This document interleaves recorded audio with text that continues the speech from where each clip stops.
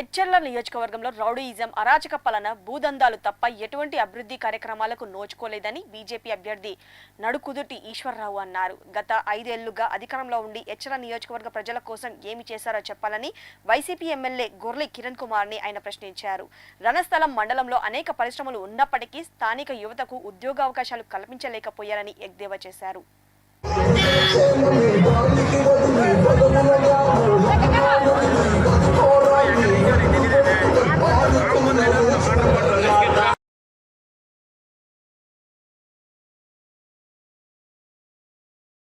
తిండి గింజలు వస్తాయి, ఉపాధి జరుగుతుంది, వ్యవసాయానికి నీరు వస్తుంది. ఈరోజు 3,000 రూపాయలు ఇస్తున్న పెన్షన్ ఏదైతే ఉందో చంద్రబాబు నాయుడు గారు క్లియర్గా చెప్పారు. ఈ నెల నుంచే అంటే ఏప్రిల్ నెల, ఇంకా ఎన్నికలకి ఇంకో 2 నెలల సమయం, ఇంకో 4 రోజుల సమయం ఉంది. కానీ ఏప్రిల్ నుంచే 3,000 రూపాయల పెన్షన్ ని 4,000 రూపాయలు చేశారు చంద్రబాబు గారు.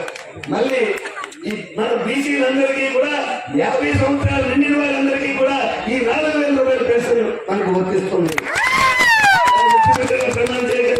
జూన్లో ప్రమాణ స్వీకారం చేస్తే జూలై మొదటి వారంలో జూలైలో ఇవ్వాల్సిన 4,000, ఈ 3,000 కలిపి 7,000 రూపాయలు ప్రతి మనిషికి వారంలో ఉన్న సంవత్సరంలో ఫ్యాక్టరీల్లో మన ఎచ్చెర్ల నియోజకవర్గానికి 75% ఉద్యోగాలు ఇస్తానన్నమాట. 75%. ఈ రోజు